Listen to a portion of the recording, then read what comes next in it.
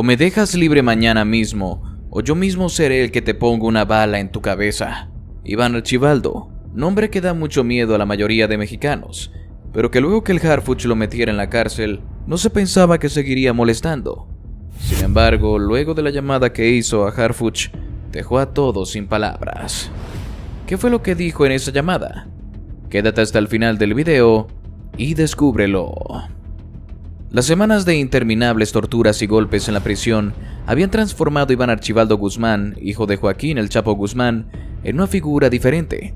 Ya no era el hombre seguro de sí mismo que había sido antes, el hijo del líder más famoso del cártel de Sinaloa, que vivía bajo la sombra de su padre, disfrutando de la riqueza y poder que provenía de su posición dentro del narcotráfico. Ahora su rostro estaba marcado por las huellas de la violencia. Su cuerpo, aunque robusto, se encontraba debilitado, su mente casi al límite y su alma derrotada.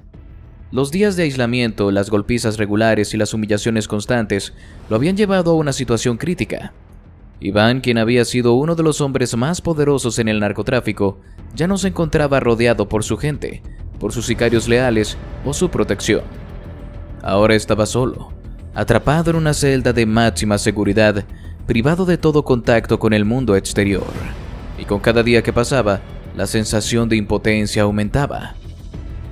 La tortura no solo era física, las constantes amenazas y los maltratos psicológicos también lo habían dejado marcado. Sus captores, aquellos que trabajaban bajo órdenes de las autoridades, no tenían reparos en despojarlo de cualquier rastro de dignidad. Era un hombre a punto de ser olvidado, un prisionero más en el sistema. Pero Iván sabía que incluso en los momentos más oscuros, el poder nunca se perdía por completo. Si bien sus enemigos lo habían reducido al silencio, él nunca dejó de pensar en las formas de salir de allí, de recuperar el control de su destino. Un día, mientras esperaba una nueva ronda de castigos, Iván comenzó a escuchar algo extraño en las sombras de su celda. Había algo diferente en el ambiente, un sonido sutil, casi imperceptible, que lo alertó. Tras días de soportar la tortura, un pequeño hallazgo cambió la dirección de su angustiosa espera. En el rincón más oscuro de su celda, justo debajo de las grietas de la pared, Iván descubrió algo que le devolvió un atisbo de esperanza. Un teléfono móvil. El dispositivo estaba maltrecho, con la pantalla rota y cubierto de suciedad, pero para él representaba una oportunidad de escape. Sabía que debía actuar rápido, que la presencia de un teléfono, aunque arruinado, podía ser su única forma de recuperar el control sobre su situación. Con manos temblorosas pero llenas de determinación, Iván logró encender el teléfono. El primer intento fue inútil, la batería estaba agotada y las conexiones no funcionaban, pero la desesperación que había sido su compañera durante tanto tiempo le dio la fuerza para resistir. Tras un par de intentos, el teléfono comenzó a mostrar signos de vida. Era una señal. Y aunque la batería estaba al borde de la muerte, Iván sintió que la suerte finalmente le sonreía. Con una mezcla de adrenalina y miedo, marcó el número que tenía en su mente desde que la tortura comenzó. El número de su contacto más importante, el hombre que podía sacarlo de esa pesadilla. Un hombre con el poder de moverse entre los círculos de poder de México. Omar García Harfuch, el secretario de Seguridad de la Ciudad de México. Iván no sabía cómo, pero esa llamada era su última esperanza, la última oportunidad de escapar del abismo en el que se encontraba. Sabía que la posición de Harfuch era clave, que si lograba establecer contacto, podría hacerle llegar el mensaje claro. Si no lo liberaba, las consecuencias serían fatales.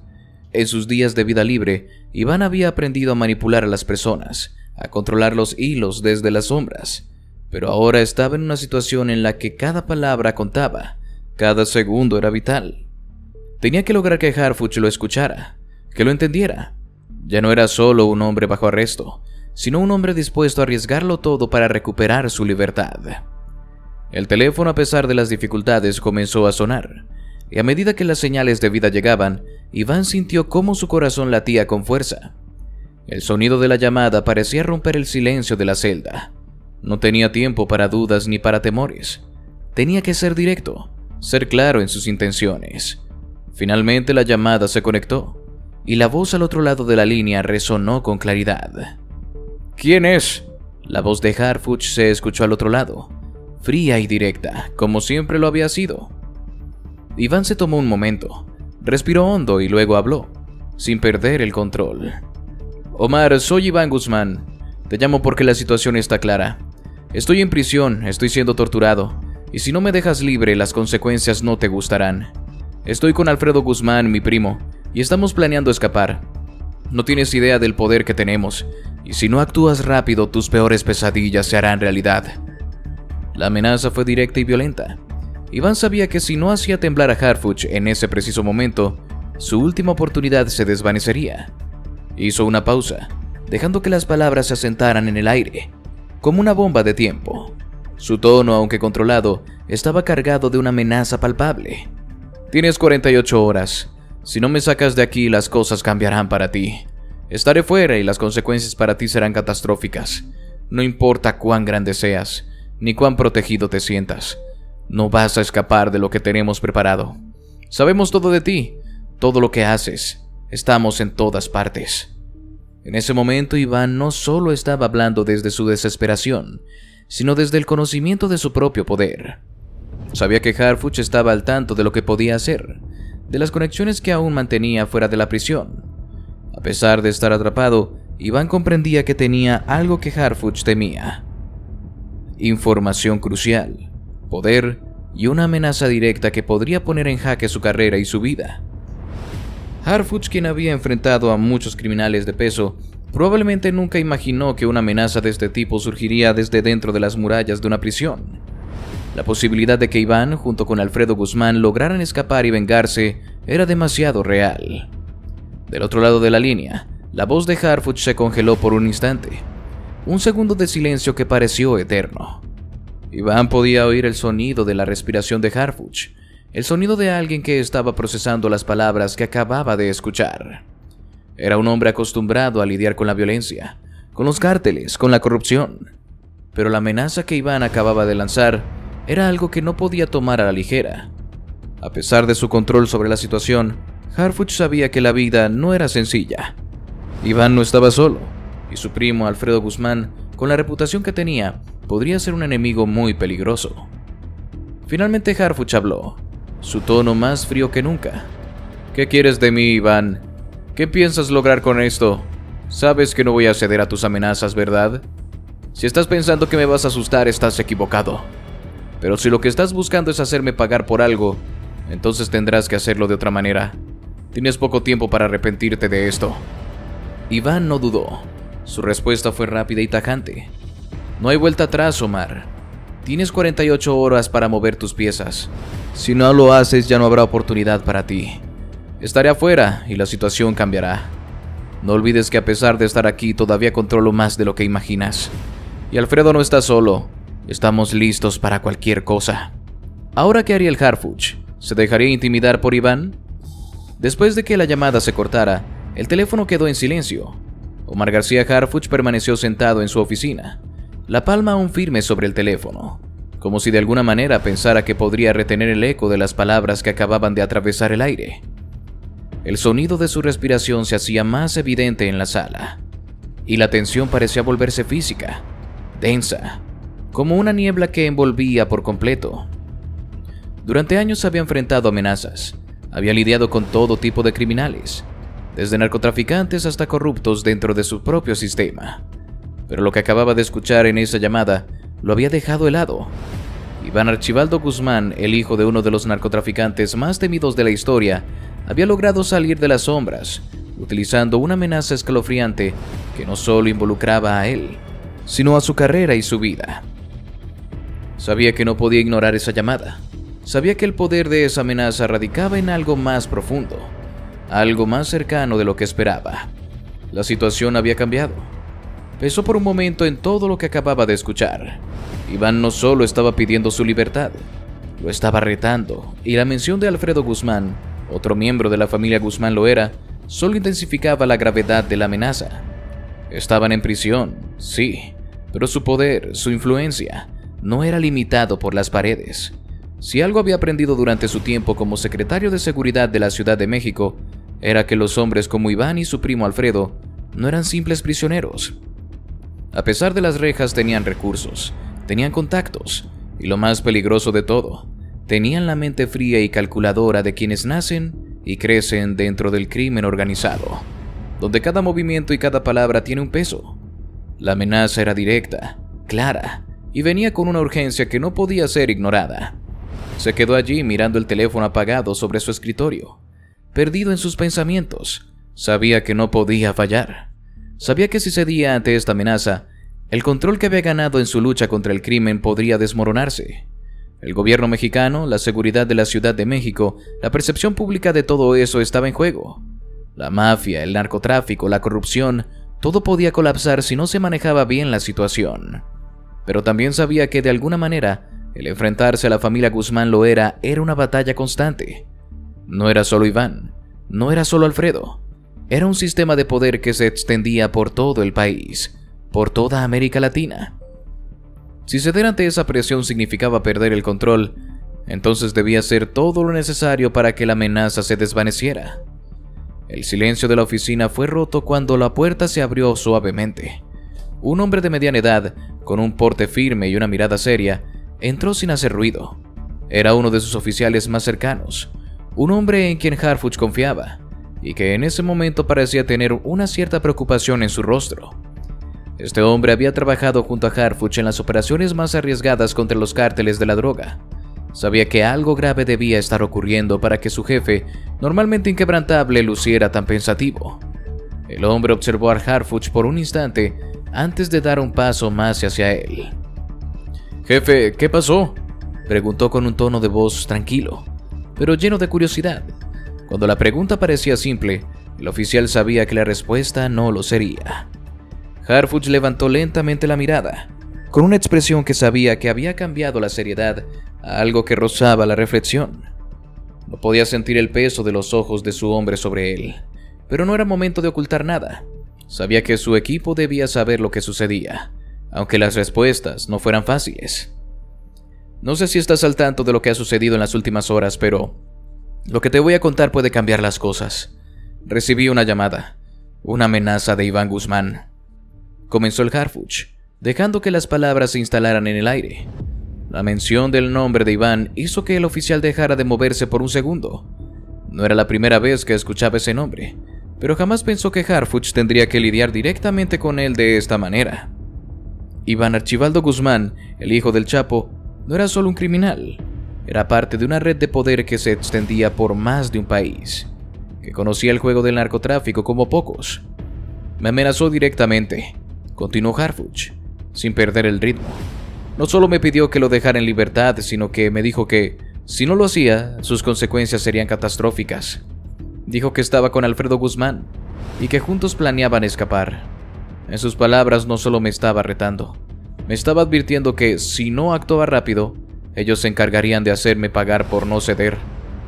El oficial permaneció en silencio por unos segundos, procesando la gravedad de la situación. Sabía lo que esto implicaba. No era solo una amenaza vacía. Si Iván y Alfredo Guzmán estaban involucrados, la situación adquiría una dimensión completamente distinta. Los Guzmán Loera no eran simples traficantes. Eran una familia que había marcado la historia del narcotráfico y que, aún en prisión, mantenían un poder que no podía ser ignorado. La perspectiva de que Iván y Alfredo pudieran escapar no solo significaba un peligro personal para Harfuch, sino también para el gobierno y para todo el sistema de seguridad que se había logrado construir durante años. «¿Qué vamos a hacer, jefe?», preguntó el oficial, con una mezcla de inquietud y preocupación. Sabía que si alguien podía enfrentarse a este tipo de amenaza, era el Harfuch, pero la situación era extremadamente peligrosa. No se trataba solo de detener a unos criminales más, se trataba de evitar que una familia con una red de contactos tan grande destruyera el orden establecido. Harfuch lo miró de nuevo, sin mostrar signos de debilidad. Su rostro se mantenía firme, pero la tensión en su cuerpo era evidente. «Lo que necesitamos hacer ahora es mantener la calma. No podemos permitir que nos ganen con este tipo de amenazas. Sabemos que el poder de los Guzmán Loera no se limita a sus prisiones. Ellos tienen recursos, conexiones y, como siempre, están dispuestos a usar todo lo que tienen para escapar de la justicia. No vamos a dejarnos intimidar», dijo con determinación. El oficial asintió, pero parecía que la inquietud no desaparecía de su rostro. Sabía que en ese momento Harfuch estaba tomando decisiones de vida o muerte, no solo para él, sino para todos los involucrados. Esta situación podría desbordarse en cualquier momento, y si se manejaba mal, las consecuencias podrían ser fatales.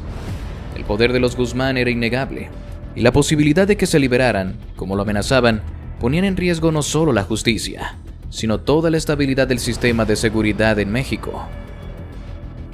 Fue entonces cuando el oficial, con una expresión aún más firme, dijo: «Jefe, no podemos permitir que nos intimiden así. No somos novatos en esto. Si tenemos que correr sangre para que entiendan que no vamos a ceder ante amenazas, que así sea. Ya hemos visto lo que pueden hacer, pero también sabemos lo que nosotros somos capaces de hacer. No hay espacio para debilidades ahora». La respuesta del oficial no fue solo un apoyo incondicional, fue un recordatorio de quiénes eran, de lo que representaban. Harfuch miró a su hombre, sintiendo la intensidad en sus palabras. Sabía que esa respuesta no era solo una expresión de lealtad, sino también de un compromiso con el que él mismo había construido a lo largo de los años. Había aprendido que la lucha contra el crimen organizado no solo se libraba con leyes y políticas, sino con la voluntad inquebrantable de no dejarse doblegar. Con una mirada seria y calculada, Harfuch asintió. «Así será. No vamos a ceder ante ellos. Hagámoslo rápido y con precisión. Mantengan sus ojos abiertos. Si vamos a salir de esto, lo haremos juntos, sin que se nos escape un solo detalle. El tiempo corre y ya no hay margen para errores. No dejaremos que nos destruyan». ¿Será que el Harfuch realmente cobrará venganza? ¿Qué será capaz de hacer? Sabía que no podía dejar que un hombre, un prisionero, lo intimidara de esa manera. Iván Guzmán había cruzado una línea, y no solo era cuestión de seguir las normas del juego. Era una cuestión de respeto, de mantener el control, de no permitir que la familia Guzmán Loera pensara que podían manipularlo o arrastrarlo a una posición de debilidad. Harfuch había dedicado años a establecer una imagen de firmeza, a demostrar que no había nadie por encima de la ley, y no iba a permitir que un simple criminal se burlara de todo lo que había logrado. Fue entonces cuando ordenó que varios de sus hombres se reunieran rápidamente. Los que estaban más cerca, los más leales, aquellos que compartían con él la visión de un México libre del yugo del crimen organizado, sabían lo que esto significaba. La reunión no fue una conversación larga. No necesitaba decir mucho. Sabían que Harfuch iba a tomar cartas en el asunto de inmediato. No solo se trataba de una cuestión de prestigio, sino de autoridad, de mandar un mensaje claro. Harfuch estaba dispuesto a hacerlo, y lo haría con el mismo peso y autoridad con la que habían enfrentado a los cárteles durante años. No iba a dejar que Iván Guzmán se sintiera por encima de la ley, ni siquiera desde una celda de máxima seguridad. Al poco tiempo, varios hombres de confianza de Harfuch estaban a su lado, con la misma determinación con la que enfrentaban a los narcotraficantes en las calles. Harfuch se dirigió al centro de detención donde Iván Archibaldo estaba recluido. El lugar, conocido por su alta seguridad, albergaba a algunos de los criminales más peligrosos de México. Pero Harfuch no tenía miedo. Sabía que podía entrar, que podía hacer lo que fuera necesario para restaurar su autoridad, y lo haría de manera contundente. Al llegar a la cárcel, la atmósfera se volvió aún más densa. La presencia de Harfuch y sus hombres no pasó desapercibida para los guardias que lo escoltaban, quienes sabían que el secretario de seguridad no venía de visita para hacer preguntas amables. La tensión era evidente, y cada paso que daban acercándose a la celda de Iván parecía aumentar la presión. Sabían que esta confrontación no sería común. Este sería un encuentro entre dos hombres con mucho en juego. Iván Guzmán no solo era un prisionero, era un símbolo de la arrogancia de los cárteles, un hombre que creía que podía controlar el destino de los demás, incluso desde detrás de las rejas.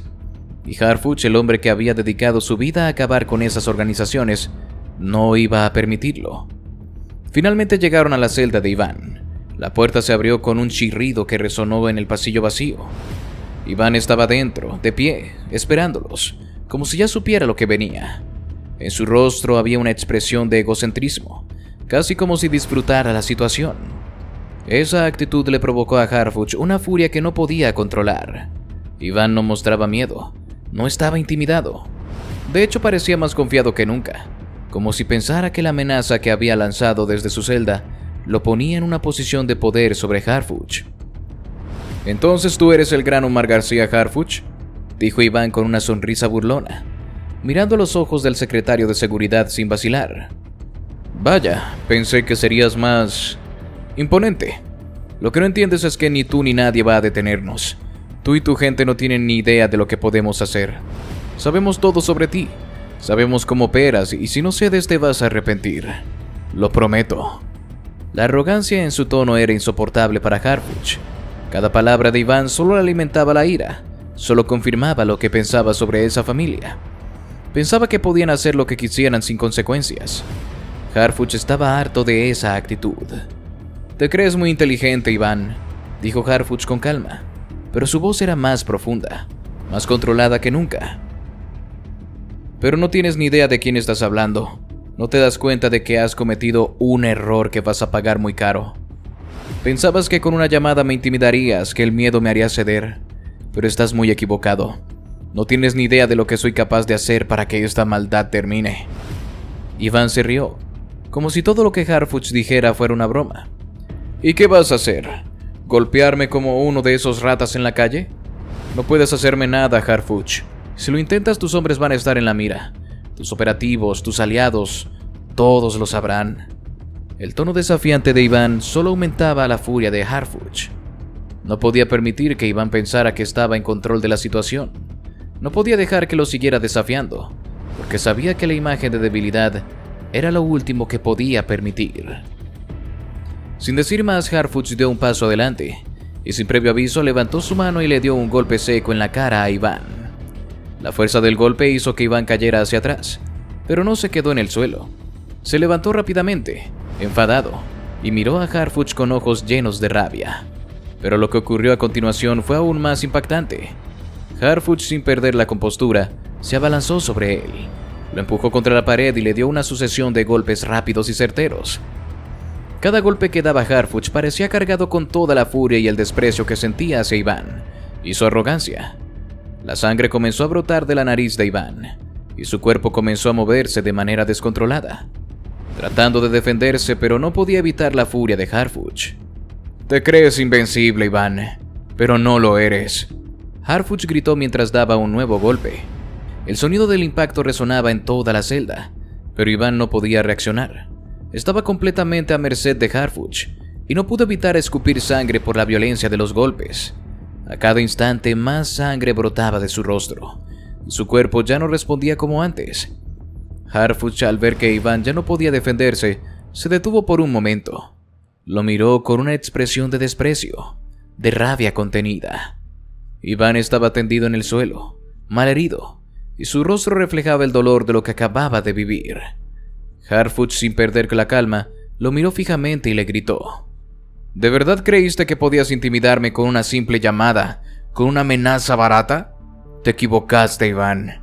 No tienes ni idea de lo que soy capaz de hacer. No voy a dejar que sigas pensando que el crimen, que tu familia, va a controlarnos. Vas a pudrirte aquí, en esta celda. Y lo peor de todo es que aunque te dejen libre algún día, lo que pasaste aquí nunca lo olvidarás». Antes de salir, Harfuch lo escupió en el rostro. Una humillación final para un hombre que se había creído más grande que la ley. «Vas a pudrirte aquí, Iván. Ya no hay escape para ti», dijo con frialdad, mientras observaba cómo Iván quedaba tendido en el suelo, completamente derrotado. Y así llegamos al final de este video. Si te gustó, te invito a que nos des tu me gusta para seguir haciendo más videos como este. Además de que no olvides suscribirte y activar la campanita de notificaciones para que no te pierdas ninguno de nuestros nuevos videos. Te deseo un gran día. Hasta la próxima.